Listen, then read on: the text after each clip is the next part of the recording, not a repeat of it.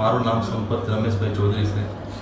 અમે સસ્તા અનાજની દુકાન પર શરણભાઈને કહેવાથી અમે જતા હતા અને 25,000-25,000ના હપ્તા બાંધેલા હતા. એમાં અમને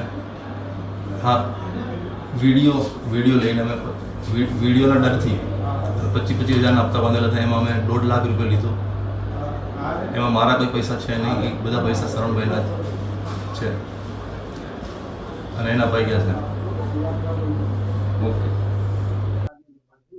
લીંબાયત વિસ્તારની અંદર આમ આદમી પાર્ટીનો યુવા મહામંત્રી છે સરવણ જોશી, જે પોતે વારંવાર સસ્તા અનાજની દુકાનો ઉપર જતો હતો અને ત્યાં જઈ અને એ લોકોને કેમ તમે અનાજ ઓછું આપો છો, કેટલું આપો છો, શું છે એ બાબતે પ્રશ્નો પૂછતો હતો, એમના વિડીયો બનાવતો હતો અને ત્યારબાદ તે જે છે પોતાના ફેસબુક પેજ ઉપર અપલોડ કરતો હતો. આ સિલસિલો સતત ચાલુ હતો. એ દરમિયાનમાં સંપત ચૌધરીએ જે સસ્તા અને દુકાનોવાળાનો સંપર્ક કર્યો કે તમારે આ જે વિડીયો બનાવવાની પેલીમાંથી બચવું હોય તો તમારે દર મહિને 25,000 રૂપિયા આપવો પડશે, એવું દુકાને જઈને કહેતો હતો. ત્યારબાદ આ લોકો એસોસિએશનવાળા તૈયાર થયા અને પછી નક્કી કર્યું ભાઈ એક સાથે એમ કે આપી દઈએ તમને પૈસા. કેટલા આપવાના? 3.5 લાખ રૂપિયા માંગ્યા. અને ત્યારબાદ જે નિલેશ મોરે કરીને જે છે એની પાસેથી એનો જે બદરી કરીને જે વચ્ચેથી હતો જે આ લોકોનો જ માણસ હતો કે જે સસ્તા અનાજની દુકાનવાળાનો, અને એની પાસેથી આ લોકો 1 લાખ રૂપિયા લીધા હતા અને બીજા ભવિષ્યમાં લેવાની એ લોકોની ડીલ થઈ હતી. તો ત્યારબાદ સસ્તા અનાજની દુકાનમાં લીંબાયત પોલીસનો સંપર્ક કરતા 308(2) મુજબ ખંડણીની જે ફરિયાદ છે દાખલ કરવામાં આવી છે. સરવણ જોશી અને સંપત ચૌધરી એ 2 વ્યક્તિની ધરપકડ કરવામાં આવી. શ્રવણ જોશી કોણ છે? હોદ્દો શું છે ત્યાંનો? શ્રવણ જોશી જે છે એ પોતે આમ તો કપડાનો વેપારી છે એવું એનું જણાવું છે, પરંતુ એ સાથે જ એ લીંબાયતનો આમ આદમી પાર્ટીનો યુવા મહામંત્રી. તો કઈ રીતે સસ્તા અનાજની દુકાને ટાર્ગેટ કરતા?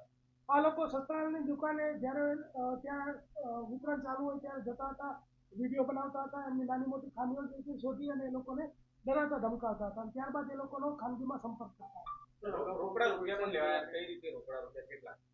રોકડા 1 લાખ રૂપિયા લેવામાં આવ્યા છે. 200-200ના 5 બંડલ છે અને એ લોકોએ જ્યારે વેપારીઓ આપ્યા ત્યારે એને સિરીઝ નંબર નોંધીને એને આપ્યા હતા.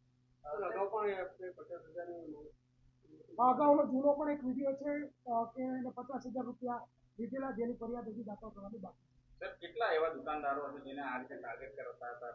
ઓછામાં ઓછા 15થી 20 દુકાનદારો છે એને આ રીતે ટાર્ગેટ કરતા હતા એવું એ લોકોનું જ્યારે પોલીસનો સંપર્ક કર્યો ત્યારે કહેવું હતું, પરંતુ હજી અત્યારે એક ફરિયાદ દાખલ થઈ છે.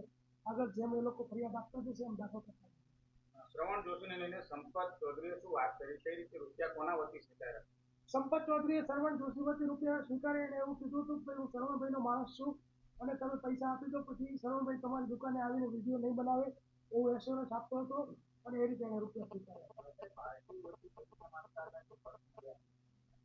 જે આપણી પાસે વિડીયો ધ્યાનમાં આવ્યો છે એમાં જે સંપત ચૌધરી એવું કહ્યું છે કે શરવણભાઈનો હું માણસ છું, શરવણભાઈને આ પૈસા આપવાના છે, પછી એમ કે કાર્યકર્તાઓને ચા પાણી નાસ્તો કરાવવા માટે પૈસા આપવાના છે અને એમ કે પીએસઆઈ અને પોલીસ અધિકારીઓ તો શરવણભાઈથી બધા તરત ઊભા થઈ જાય છે, આવી બધી ડીંગો હાંકતો હતો.